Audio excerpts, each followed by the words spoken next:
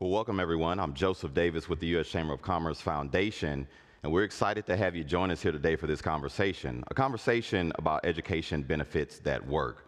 Now, more specifically, we're going to talk about how employers can leverage Section 127 of the Internal Revenue Code to invest in their workforce, reduce student debt, and support lifelong learning.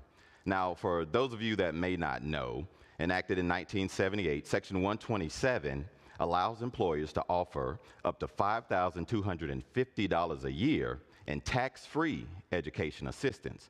Now, this has the potential to help a lot of people, but the problem is it's still underutilized, considering it can be used for tuition and most recently, student loan repayment. So what do we want to talk about today? So the conversation today, we're going to break into three segments. First, we're going to talk about how employers are using Section 127 to upskill and reskill. Then we're going to talk about how this benefit can, in fact, reduce debt and support economic mobility. Now, third, we're going to talk about a new innovation that we have here at the U.S. Chamber Foundation, and that's skill savings accounts. And we're going to do that alongside our partner, Third Sector, who's been doing some great work as it relates to lifelong learning. So with that, I want to jump into it with our first guest. I want to bring in Martinez from Guild. First of all, Marty, thank you for being here. We appreciate you taking some time. Before we jump into Section 127 and how it impacts employers, can you tell us a little bit about the work at Guild? Thanks for having me, Joe. Happy to be here today. Yeah, at Guild, we design and administer skilling and education programs on behalf of the largest employers in the U.S., typically offered as a benefit. And we aspire to turn these programs into strategic programs on behalf of our employers to help them build a talent development pipeline, for themselves, and then obviously to create opportunity for America's talent. Now, let's talk a little bit about Section 127. Talk about the impact on employers. Historically, how's it been used? Right. So Section 127, as you mentioned, is the tax code that sets the limits on how much they can offer employees in terms of education and skilling at 5250. And so that really is intended to align incentives with employers to invest in their employees. And so what we've done is we have tried to take that and build upon that and make the programs even more strategic. But that certainly sets the foundation for how these programs kind of came about. And we can talk a little bit about where they started versus where they're going, if that's helpful. So where they started was really about the way they were used initially by employers was to incentivize and really kind of benefit the high potential employees that you might have. So think about in the 1980s, a lot of times this was used by the white collar workers to go get an MBA and really encourage that person to stay at the organization longer. And part of that was just the way they were designed. And so tuition reimbursement is really the first instantiation of what took advantage of Section 127. And the way that tuition reimbursement worked was an employee could go and educate themselves outside of the organization. They would pay out of pocket and kind of go complete the course. Sometimes the policy would say they had to have a B or better or a C or better passing, and then they would get reimbursement. So you can imagine how much risk was involved in terms of, am I going to be successful or will I be stuck kind of holding the bag? And then also, who had access to this, given that the flow of funds had to be, hey, I'll front the money and then I'll get reimbursed sometimes 6 months later.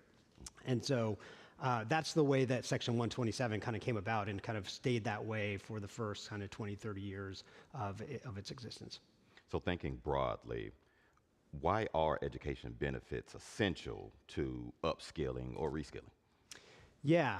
Well, I think, so just picking up on where I was going with that, the innovation that Guild has tried to bring about was really, and to the point you were making, it's a great incentive, tax code incentive, but is really underutilized, in my opinion, in the corporate world. And so what we tried to do was say, how do you incentivize more people to take advantage of this? And obviously, what I was alluding to was the flow of funds was a big barrier. And so as those programs had been in place for 20, 30 years, the diminishing returns of sending kind of the upper echelons of your organization's people to go get an additional master's degree was just kind of diminishing returns. But there was a bunch of untapped talent on the front line and lower down in the organization, where if you changed the construct of how these programs work, you could start to tap into that and really make a difference both in those individuals' lives, but really in your company's kind of talent. And so what we did is we created a payment system that allowed for the employees to not have to come out of pocket. And so what that really did is it democratized who had access. That was step one, was let's create more access so that the entire employee base at any given organization, from the CEO on down to the lowest frontline worker, has the same access to this. And so that just created an ability for more utilization of this. When we come in and take over what we would call a legacy tuition reimbursement program, we see usage go up 2x or more. And that is really about who has access to it now. So that was point one. Point two is, how do you guide folks and demystify what they should be getting skilled in, I think was part of your question. And so we do a lot of work with our employer partners to say, well, what are you trying to do with your workforce? What are the skills that are really going to enable your strategy for the next 5 years? And how do we communicate that out to your workforce? And the way that we do that is through what we call career pathways. And so 80% of our learners are enrolled in learning that ties back to a career pathway at their employer. So it is a way to take Joe's kind of question of what skills should I be developing, and be really pointy from the employer's perspective of, we want you to develop these sets of skills because we believe they will drive our business forward. And then the third piece is really about, how do you support folks that maybe entering higher education or skilling for the first time, maybe had not had the greatest experience with education in the past. What type of coaching and support do you put around these folks to make sure that they're successful? Obviously, if a company's investing in this and no one's being successful, nobody's completing these and getting the skills they need, they're going to stop investing in it. So we did that as well. 70% of Guild's learners are first-time college participants. Oh, okay. So it just speaks to who is actually using these programs now that we're able to tweak them. And it's really about aligning incentives between what the employer is willing to invest in and what the employees are willing to invest their time in. Now, you kind of segued for me, you kind of teased it. You mentioned frontline workers, so I want to frame it around frontline workers, but can you talk a little bit about process? So you also mentioned some of the employer partners. Talk to us a little bit about the process of identifying skills for those workers and also identifying educational partners. Right. So we like to take a very bespoke approach to this. We have around 100 partners at Guild, employer partners, very large U.S. employer partners, and the whole point of these programs is to make them strategic for their given context. And so, we spend the first 6 months of any kind of path to partnership really trying to understand their strategy, understand what their workforce gaps are, and then designing a program both from the policy of who's eligible, for how much are they eligible, is it just up to the 5250 or is it beyond that, to really make sure that we're encouraging folks to enroll in the right sets of things. So it's very bespoke in the way that we design it. Then we think a lot about what learning partners are we putting in that catalog? And so actually one of the teams I lead at Guild is responsible for looking at all the public data, iPads and otherwise, about who is really successful with this specific population of learner. Working adult learners are a different persona than your typical student-first college-age student. And so there are some institutions that have really cracked the nut on that, and we go and partner with them and then obviously add our support on top of that. And all of this gets back to, how do you measure the impact of getting it right? And so what you think about what you're left with at the end of all that is a curated catalog of programs offered by the best institutions for working adult learners vetted by both Guild and that employer partner to say, these are programs we want you to invest your skill sets in. And it really does a lot to really encourage people to participate when their employer is saying, hey, I'm vouching for this. Now, you mentioned the perfect word, is impact. So that leads me to the next question. What does success look like? Like, what's needed for success? Is there a thing? Are there multiple things we need to be focusing on? What does success look like for Gil? Yeah, and I think in a multi-staker ecosystem like this, it is always thinking about that from different angles.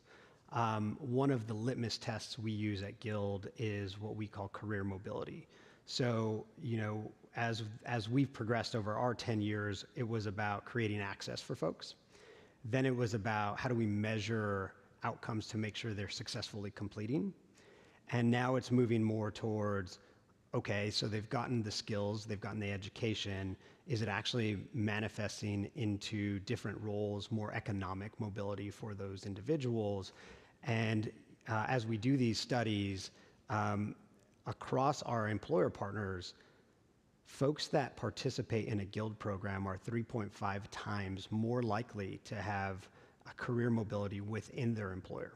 So that's how we measure what's working. And again, I think, not to belabor the point, but it's hard to put your finger on any one thing. I think all of the ingredients that go into how we deliver these programs, and I don't want to give too much credit to Guild here, it really is a three-way partnership between our learning partners do a ton here. Obviously, our employer partners are very engaged, and then the learners themselves are investing a lot of time and sweat equity into these journeys.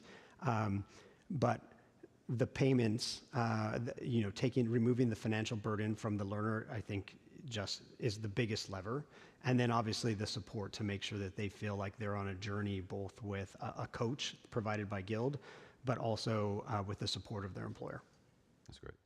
Last question. I know we only have a couple minutes left, but I had to ask about the work you're doing with Team USA to work with folks that are on Team USA transitioning from competition, moving into the next phase. Can you talk a little bit about that work?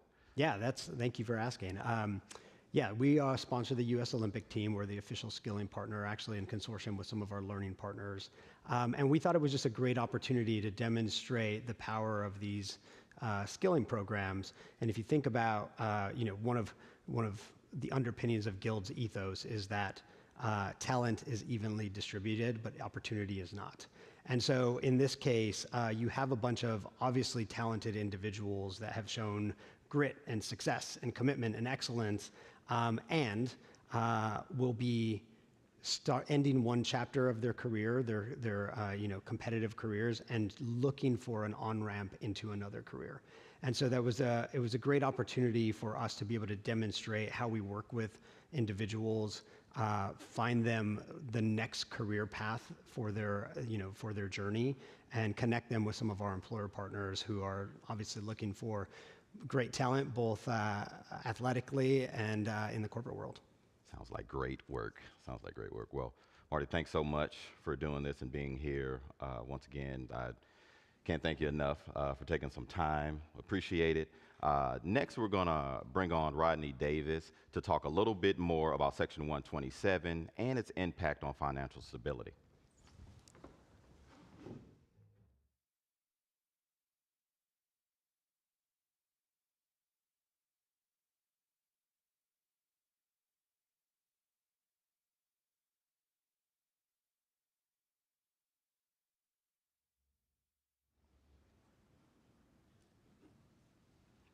All right, we're back. Rodney Davis with the U.S. Chamber of Commerce. First of all, we just talked a little while ago, and I told you have the best last name. Absolutely. So I want to start there. Thank you, cousin. Appreciate you. Let me drop a number to show the gravity of what we're talking about when we talk about student debt. Currently, Americans owe about $1.6 trillion in student loans. So there's something we can address. But let me start with Section 127, and then we'll kind of get to that. Can you talk to us about like how Section 127 was changed to kind of permit student loan repayment? Sure, Joe, but let's go back to why this was a problem in the first place. You mentioned $1.6 trillion. You know, that's more debt than all of the auto and home debt combined and all the credit card debt combined in the entire country. So student loan debt is an issue that is going to have to be addressed. And frankly, I'm glad you're bringing up Section 127 because when I got to Congress in 2013, I realized we could use the tax code to actually benefit the student debt crisis. I represented 4 public universities, 4 private universities, 8 community college districts. Student debt was a big deal to my constituents. So as we look ahead, you got to look back. And I was able to partner with now Governor Jared Polis of Colorado when he was in the House, my former colleague Scott Peters, Senator John Thune, who's now the leader, and then also Senator Mark Warner, to first address this issue and implement the eligibility for student loan debt to be eligible to be repaid, just like tuition reimbursement was under Section 127. The problem is we passed it in the CARES Act in the middle of a pandemic when companies weren't looking at hiring. So the 127 changes were made back in 2020 and then perfected in the One Big Beautiful Bill. Since you mentioned it, I was going to ask that a little bit later, but can you talk about some of those changes, the recent changes in that bill? Absolutely. Look, it was just a little over a month ago when a group of us from the chamber went in to see Senator Warner, and I reminded him I was the original House sponsor of the student debt repayment provisions that were changed in 2020 with his help. And he immediately talked about his goal to have this problem and this issue addressed in the One Big Beautiful Bill, in the tax reconciliation package.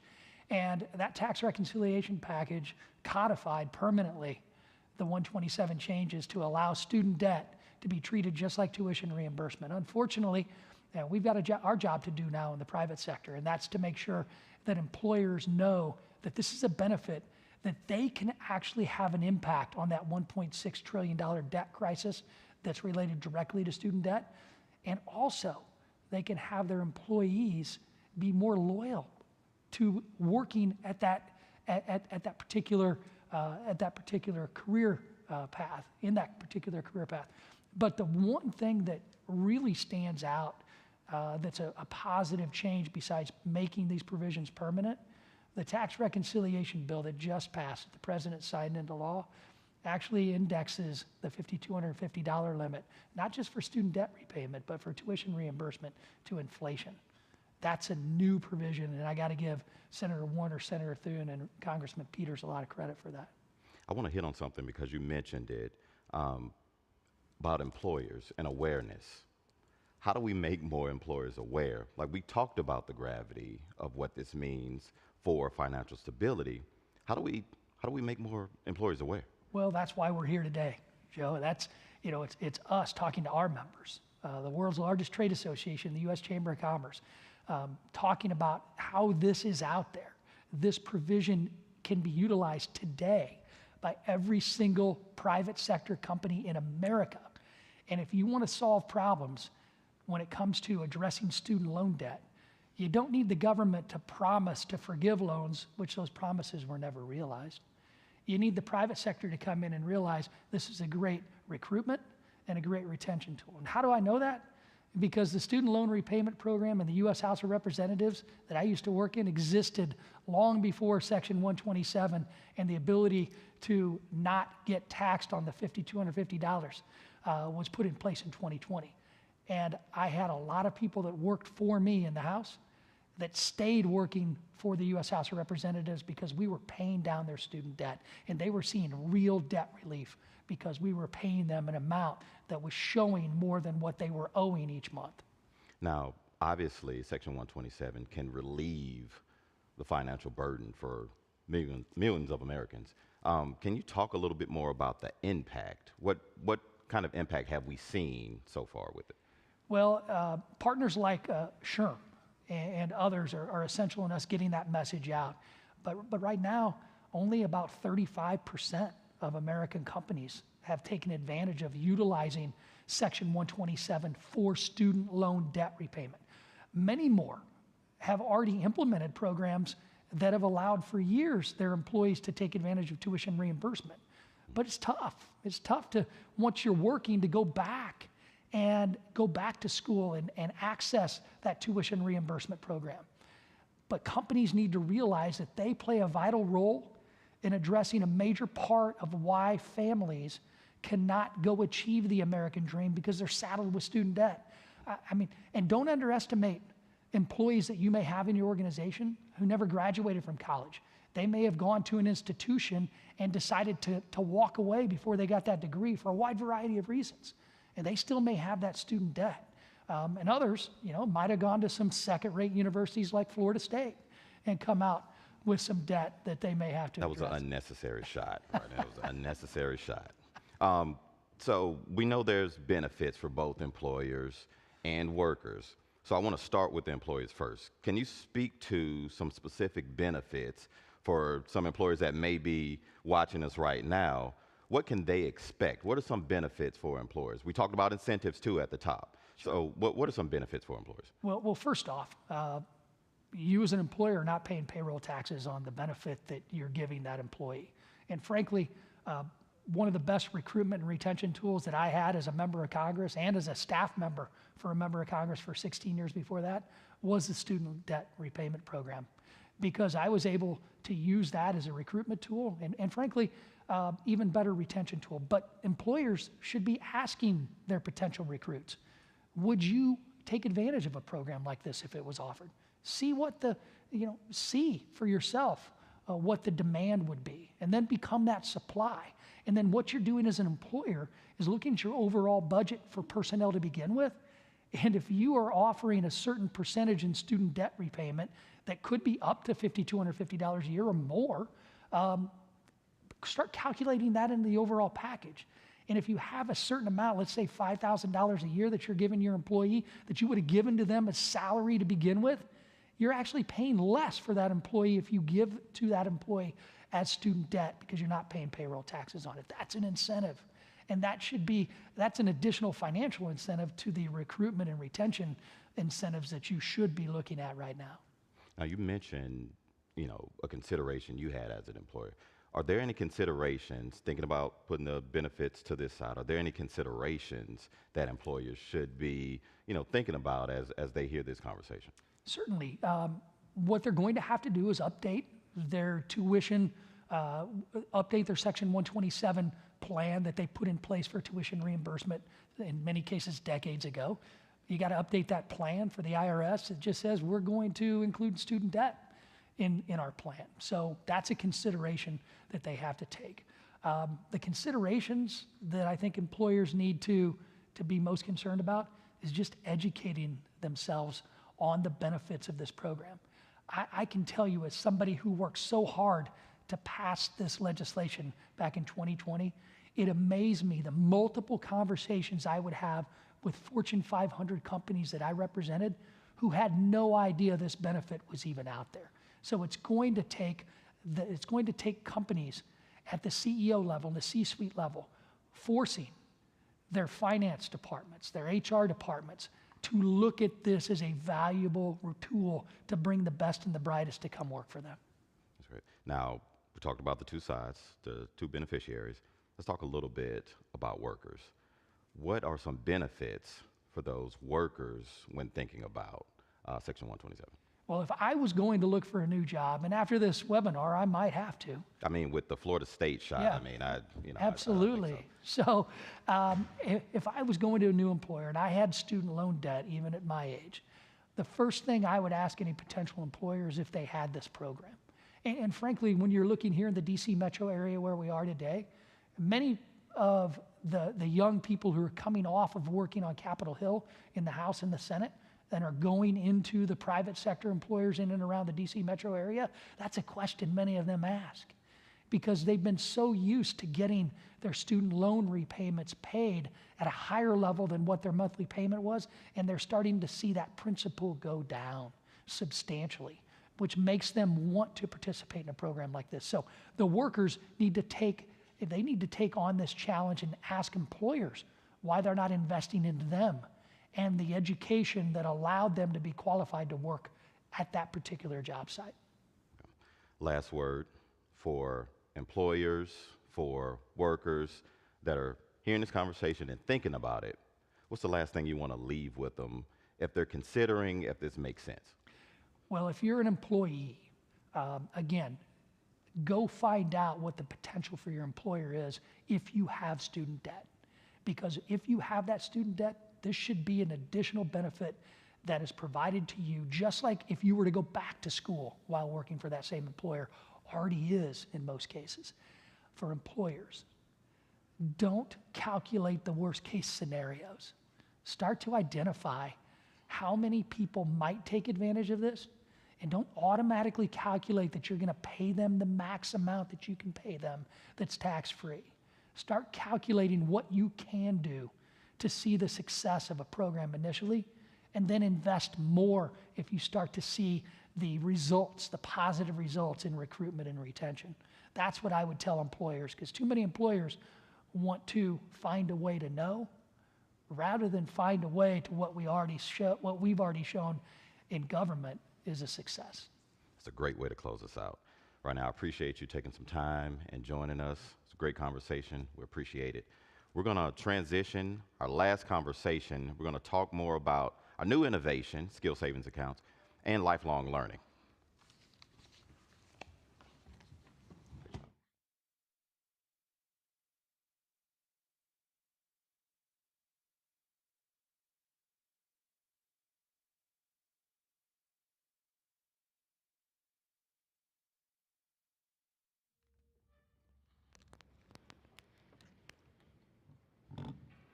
All right, we're back with Dr. Joy Coates and Peter Beard, and I want to jump in, but first, Joy, I want you to talk a little bit about third sector and the work that you do before we kind of get into the good stuff. Well, thank you, Joe. Super happy to be here with you all today. It's been an amazing conversation. So some of the areas of focus that we have at third sector, particularly around post-secondary opportunity, include cross-sector collaboration, accelerating pathways, and financial empowerment, one of the reasons that we're here today. And when we say post-secondary opportunity, we really are thinking about what happens to that individual after high school, whether it's an adult learner, a traditional high school learner, opportunity youth, an adult learner who's already working and raising a young family, as I did when I pursued my post-secondary education, and what are all the different intersections that are available to them, not only in terms of quality credentials, but in terms of actually financing these credentials. We know a lot of folk already work, already have expenses, and we are working with states and intermediaries and local stakeholders to bring the voices of those folks into the room, first off, when we make our recommendations for what needs to change. And then we think about program design and more intentionally convening some of these collaborations between states, financial partners, employers, so on and so forth. We want to think about what is going to be the most impactful, creative, and collaborative way to go about some of these things while centering the voices and the need that we are aware of from the time that we spend on the ground with our states and partners. Now, when we talked last week, you mentioned something, and I understood it as being something really important.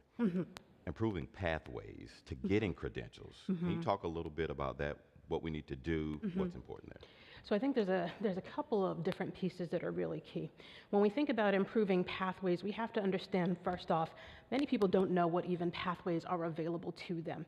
That's one of the reasons we consider community colleges to be so important, right? Because a community college is often really at the crux of not just providing education, but providing some wraparound services. And when you are addressing the basic needs of people, it's much easier to talk to them about educational goals and educational needs. So that's the first piece.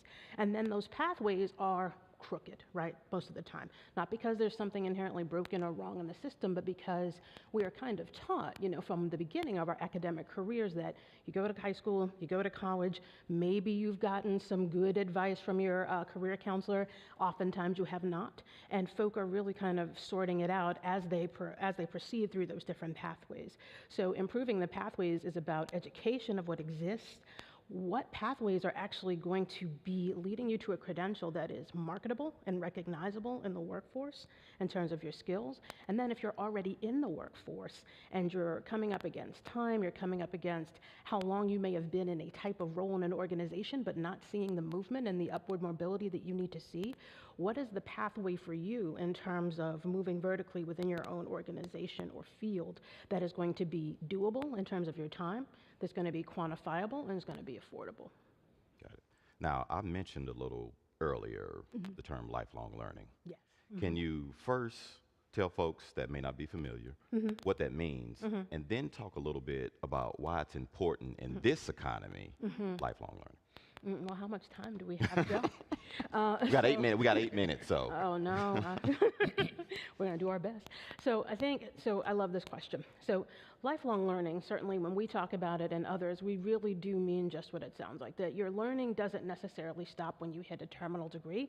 And as we all know who are in the workforce, a lot of times, much of what you learn in the workforce. You learn from your colleagues, you learn from mentors, you learn from having to really pivot in your day-to-day work and occupation, right? And so when we consider lifelong learning, we consider credential pathways, experience, turning that experience into, something that'll be recognizable. Certainly years ago, I won't tell you how many, when I was in college, the big buzz was around credit for prior learning, right? And it was new then, so that tells you a little bit about how old I am. But when we think about credit for prior learning, if we maximize that with the identification of all these different skill pathways, so that if somebody is going through their career trajectory, the expectation is that they'll continue to learn. The expectation is that they'll continue to sharpen their expertise, and then there should be, if we're doing our work well, financial reward for that in the form of upward economic mobility.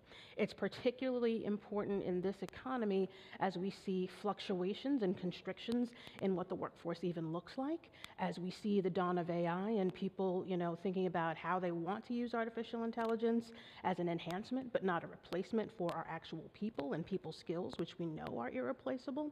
And so that lifelong learning really can become a little bit of a power tool across sectors for how we think about the way that people learn, the way that people accumulate and distribute their skills, and more importantly, the way that we can get our employers and our workforce to recognize that lifelong learning as an investment in and of itself in terms of what it means to the bottom line for their talent pipeline.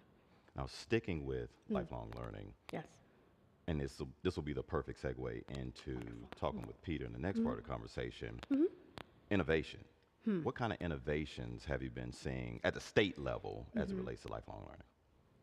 Well, at the state level, what I'll say is we have worked with several partners, particularly out in Colorado, where we know that there are so many things going on. And what we're starting to see a lot more of is the breaking down of silos between higher ed partners, the states, and just transparently the way that dollars are moved around. So we've seen that in Colorado. We've seen that some with our partners in Mississippi, our partners in Tennessee and Michigan. And what we're seeing is folk more proactively bringing workforce boards to the table, more proactively working with institutes of higher ed to redesign things like a scholarship system, as we did with the Cozy folks out in Colorado. So here are these large amounts of money that sometimes go unspent simply because people don't know how to access them.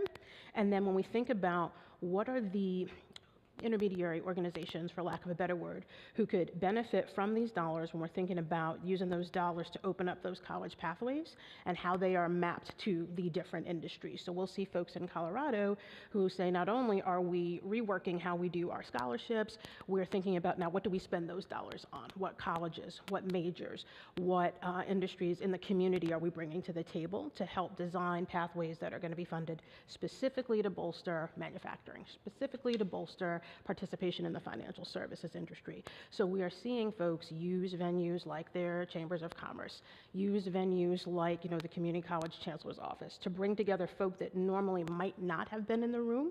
We're seeing, and I'm encouraged by us seeing folks thinking less about lack and less about things that are being reduced and more about how we can maximize what we actually have and leverage it in new ways. That's great. Peter, I want to bring you in. Sticking to innovation. Okay. I've already teased it.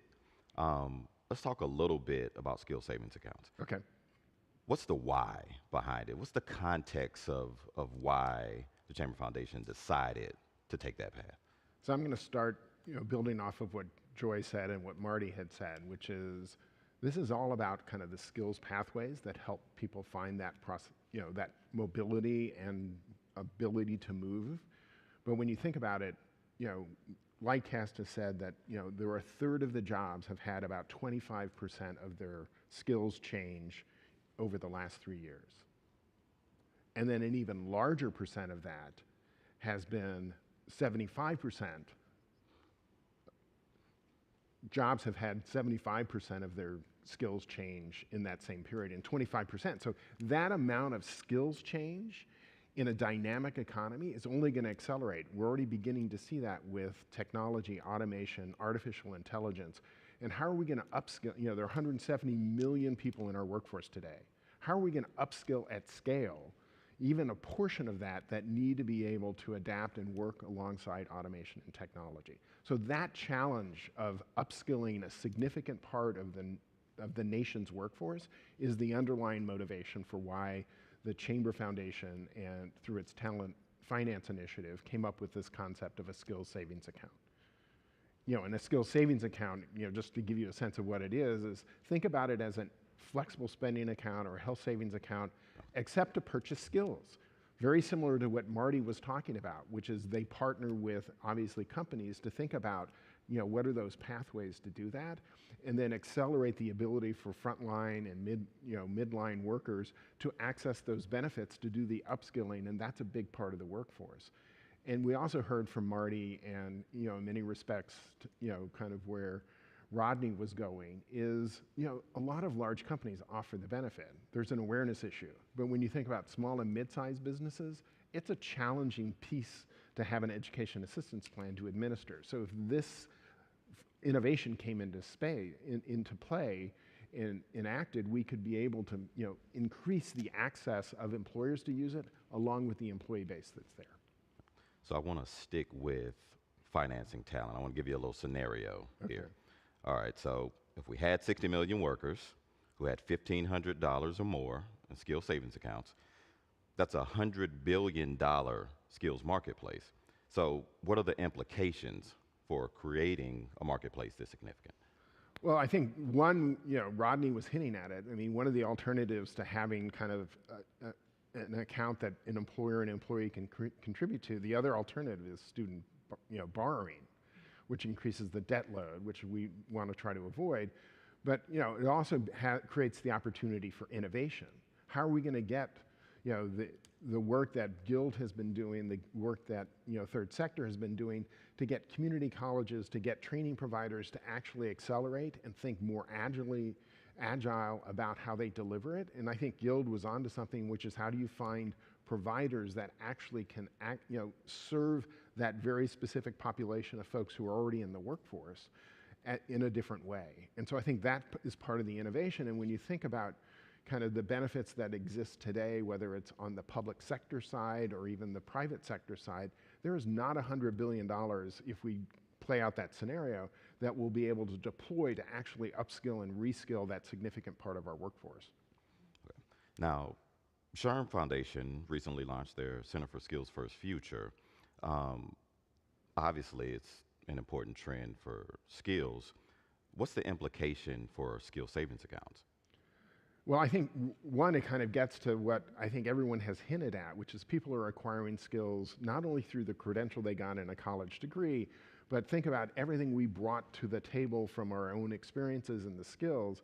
And if you think about kind of the, creating the fintech so you can actually pay for the skills program is one element of it.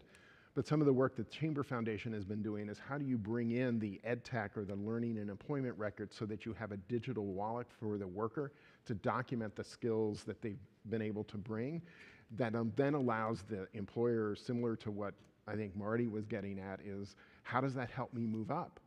And so the employer can actually see the credential and that this is a valuable credential that actually progresses, but it also empowers the worker, which is really the big piece of this, is they now have a way to share kind of the ability that I've acquired this skill, here it is in my digital wallet that I can then share with an employer, whether it's my current employer or some future employer.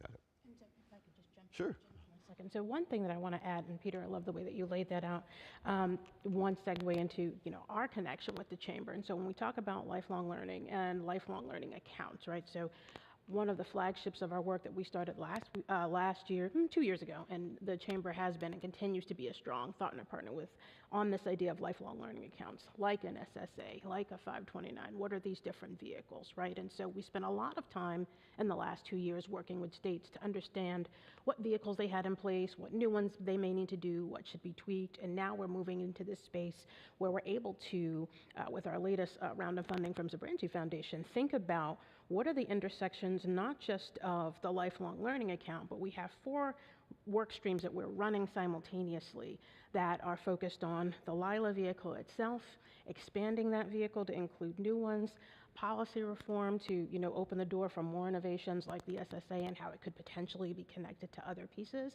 But then this last piece that you said, though, Peter, that's another focus area of ours is how do we think about, as we think about these LILAs, what are we advising or what should we advise people to spend them on? So certainly doing deeper work on things like LERs, the LERs and I'm sorry, I lost my train of thought just for a second. Thinking through LERs and the credential quality. So much like we think about the lifelong learning account as a vehicle, as a thing, we can think about the LER as a thing, but we also want to think about that quality of those credentials and who we bring to the table. Certainly SHRM, the work that they have done has been fantastic. We've been able to be involved through various organizations, but it's really making sure that all these folks are kind of following each other along in this conversation, almost like if we looked at it as a bit of as a Rubik's Cube in terms of what sides all need to come together and how they need to talk to each other. And so, Peter, the thing that I would ask about the SSA and the skill connection, what do you think would be the best role for us at Third Sector when we think about convening people, as we want to do, the employers, the institutes of higher ed, and then folks like yourself who actually know how that education and fintech intersection needs to work? What should be something that we definitely want to consider as we continue to work with you and others, bringing folks to the table more cohesively? I mean, I think part of the idea of bringing the fintech and the ed tech together is critical to increase uptake. I mean, right now it's voluntary at some level in the sense of, will a college or, other talent provider or developer provide a credential that is a way that could be, used effectively. And so it's kind of voluntary now, but if you build it in so it actually captures it and incentivizes people to do it, then we get the uptake at a quicker pace, which I think is critically important.